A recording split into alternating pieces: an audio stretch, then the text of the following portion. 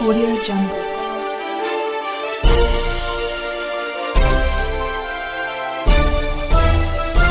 Audio Jungle.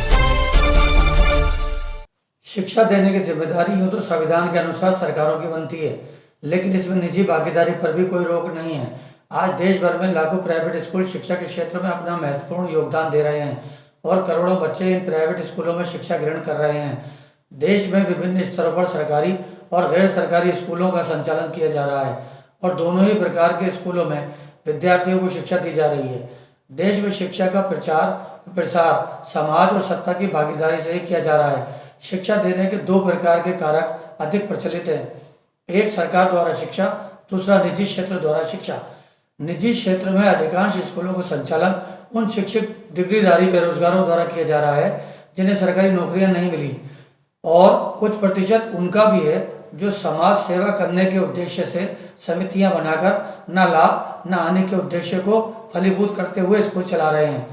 एक और जहां सरकारी स्कूलों में प्रथम, द्वितीय व तृतीय श्रेणी के शिक्षकों के रूप में शैक्षणिक कार्य किया जा रहा है, जिनको प्रतिमाह एक अच्छी खासी तनख्वाह मिल रही है, तो वहीं निजी स्कूलों में बहुत कम तनख्वाह के शिक्षक अपने सेवाएं देते हैं। सरकारी स्कूलों में प्रति विद्यार्थी प्रति वर्ष लगभग 30,000 रुपये खर्च किए जा रहे हैं, तो वहीं निजी स्कूलों में अभिभावक 5 से 20,000 रुपये खर्च कर रहा है और वो निजी स्कूलों में दी जा रही शिक्षा से पूर्णतः सहमत व संतुष्ट नजर आ रहा है।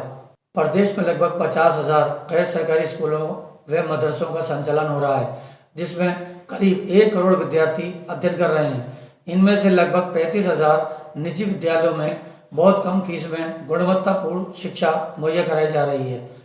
इन विद्यालयों में बड़ी संख्या में शैक्षणिक व गैर शैक्षणिक कर्मचारी कार्यरत हैं और ये विद्यालय कहीं न कहीं सरकार को आर्थिक, सामाजिक तथा शैक्षणिक क्षेत्र में अपनी महत्वपूर्ण भूमिका अदा कर सहयोग ही कर रहे हैं। साथ ही कम बजट में शिक्षा देकर प्रदेश में बौद्धिक संपन्नता और आत्मनिर्भरता को बढ़ावा दे रहे हैं।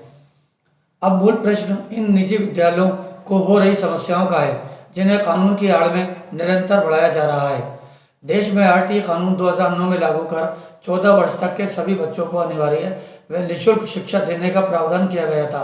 ऐसे में निजी विद्यालयों ने सरकार के इस कानून की अक्षरशः पालना की और 25% गरीब बच्चों को अपने यहाँ प्रवेश भी दिए, लेकिन उनके पुनर्भरण की राशि का भुगतान सरकारें नियत समय पर नहीं कर रही हैं, जिससे इन विद्यालयों के आर्थिक समीकरण बिगड़ रहे हैं।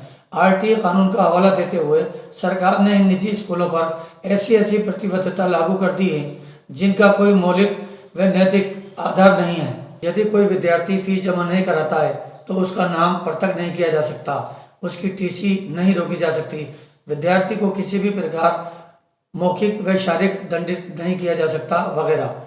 उधर शिक्षा बोर्डों व अन्य शुल्क प्राप्ति के मामलों में कोई छूट और ढील नहीं है। यदि निजी विद्यालय द्वारा समय पर कोई शुल्क जमा नहीं किया जाए तो उस पर सख्त कार्रवाई की जाती है और मान्यता संबंधी समाप्ति की धमकी दी जाती है।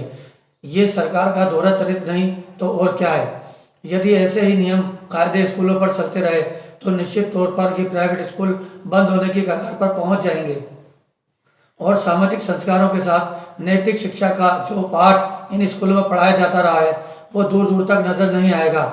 ऐसे में एक शिक्षित समाज के निर्माण की परिकल्पना नहीं की जा सकेगी। इसी प्रकार निजी विद्यालयों पर फीस नियामक आयोग बनाकर उनके आंतरिक मामलों में दखल दिया गया। हर विद्यालय को फीस कमेटी बनाकर उसके द्वारा निर्धारित की गई फीस लेने को बाध्य किया गया। ये माना कि 10% बड़े निजी स्कूलों की बहुत ज़्यादा फीस है, पर 90% छोटे और मझोले स्तर के स्कूलों की फीसें नाम मात्र की या बहुत कम होती हैं। फिर भी उन्हें इस दुविधा में डाला गया। यदि सरकार सही आकलन करके फीस कमेटी को अस्तित्व में लाती तो 90% स्कूल इस प्रक्रिया से बाहर हो जाते। सरकार को पहले विद्यालयों में ली जा रही फीस और इंफ्रास्ट्रक्चर के साथ उनके आर्थिक आधार को ध्यान में रखकर कम से कम 4 श्रेणियों A, B, C, D में उन्हें बांटना चाहिए था, पर ऐसा नहीं हुआ। कच्ची बस्ती की गलियों में चलने वाले स्कूल और नामी ग्रामी स्कूल एक नियम के तहत बराबर कर दिए गए, जिनका कोई तर्कसंगत औचित्य नजर नहीं आता। वहीं उधर निजी विद्यालयों में भी ऑनलाइन डाटा फीडिंग के इतने कार्य बढ़ा दिए हैं जो साल भर चलते ही रहते हैं। ऐसे में असल शिक्षा कोसों दूर होने लगी है और कागजों में ही शिक्षा नजर आने लगी है। ऐसे में निश्चित तौर पर गुणवत्तापूर्ण शिक्षा का अंत होता नजर आ रहा है।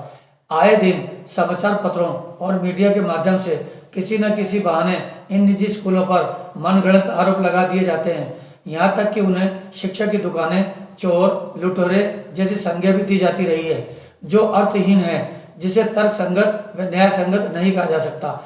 अधिकतर निजी स्कूल शिक्षा को समर्पित होकर अपनी जिम्मेदारी निभाते हुए एक स्वच्छ व शिक्षित समाज तथा मजबूत राष्ट्र के निर्माण में अपना योगदान दे रहे हैं। ऐसे में उन पर आरोप लगाना उनकी निष्ठा, कर्तव्य परायणता और उनके अधिकारों पर अन्याय होगा। देखा जाए तो ये सत्य है कि प्राइवेट स्कूल शिक्षा देने का वो काम कर रहे हैं जिसकी जितनी तारीफ की जाए वो कम है। कम खर्च में आधुनिक तरीके से गुणवत्तापूर्ण शिक्षा देना अपने आप में क्या एक महान कार्य नहीं है। शिक्षा विभाग की भेदभावपूर्ण नीति का अंदाजा इस बात से लगाया जा सकता है कि एक आध योजना के अलावा निजी विद्यालयों में पढ़ रहे विद्यार्थियों को कोई प्रोत्साहन, सम्मान और सहायता नहीं मिलती, न ही इनके शिक्षकों को कोई सम्मान दिया जाता। जबकि सरकारी स्कूलों में पढ़ रहे विद्यार्थियों को विभिन्न योजनाओं के माध्यम से लाभान्वित किया जाता है, तो वहीं इन शिक्षकों को प्रदेश व राष्ट्रीय स्तर पर सम्मानित किया जाता है। हाल ही में कोरोना वायरस की स्थिति के मद्देनजर 3 माह की फीस निजी स्कूलों द्वारा न ली जाए जैसी मांग बड़ी तेजी से चल रही है। ऐसे में ये मांग कितनी न्याय संगत है, इसे समझने की जरूरत है। निजी विद्यालयों में जो खर्च आते हैं उनमें भवन किराया, स्टाफ की सैलरी, टेलीफोन, बिजली पानी के बिल मुख्य रूप से होते हैं। अधिकतर स्कूल न लाभ न हानि के सिद्धांत पर चल रहे हैं। ऐसे में यदि फीस नहीं ली जाती है तो इन खर्चों का वहन कहाँ से किया जाएगा, ये समझ के परे है। विद्यालयों का संचालन फीस पर ही निर्भर रहता है। ऐसे में फीस न लिए जाने का कोई उचित कारण नजर नहीं आता है।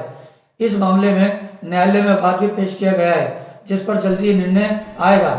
यदि विद्यालयों के अधिकारों के विपरीत ये निर्णय आता है तो सरकार को इन निजी विद्यालयों की आर्थिक मदद कर उन्हें चलते रहने का संबल देना होगा। साथ ही विद्यालयों के संचालन को सुगम व सरल बनाना होगा। कानूनी प्रक्रियाओं को आसान व लचीला कर शिक्षा के क्षेत्र में सरकार को सहयोग कर रहे निजी विद्यालयों के अस्तित्व को बनाए रखने के उपाय भी करने होंगे। साथ ही इन विद्यालयों में पढ़ रहे विद्यार्थियों, विद्यालय संचालकों और विद्यालय प्रबंध समितियों के हितों की भी रक्षा करनी होगी, ताकि निजी विद्यालय उत्तम व आधुनिक शिक्षा देकर एक मजबूत राष्ट्र व सभ्य समाज के निर्माण में अपनी मुख्य भूमिका निभाते रहें। वहीं दूसरी ओर निजी स्कूलों के नाम पर बने कई संगठनों का भी ये दायित्व बनता है कि वो उनके हितों की रक्षा करने के लिए काम करें और निजी विद्यालयों और उनमें शिक्षा ले रहे विद्यार्थियों का हर संभव सहयोग करें।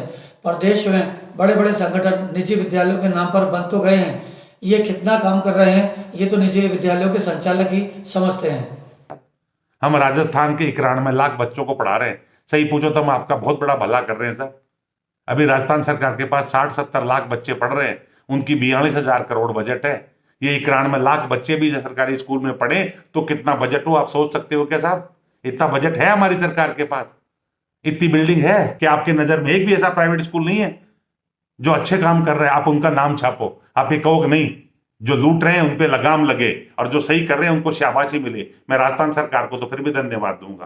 प्रदेश में लॉकडाउन के कारण जब विद्यालय बंद हैं, अभिभावकों के सामने भी आर्थिक संकट है, जो विद्यालय की फीस जमा कराने की स्थिति में नहीं है।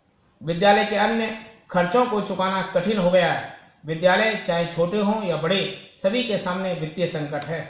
इस वित्तीय संकट की घड़ी में सरकार से मांग की है कि प्रदेश के गैर सरकारी प्राथमिक विद्यालयों को 2 लाख, मिडिल विद्यालयों को 5 लाख और सेकेंडरी व सीनियर सेकेंडरी विद्यालयों को 10 लाख रुपए सहायता प्रदान करें, जिससे संस्थाएं लॉकडाउन की अवधि के अंदर अपने विद्यालय चला सकें। प्राइवेट विद्यालय आज सरकार का जो कार्य है उसमें सहयोग कर रहे हैं। अगर निजी विद्यालय समाप्त हो जाएंगे, उनके सामने वित्तीय संकट उत्पन्न हो जाएगा और वे विद्यालय बंद हो जाएंगे तो इस राज्य के अंदर शिक्षा की स्थिति बदतर हो जाएगी।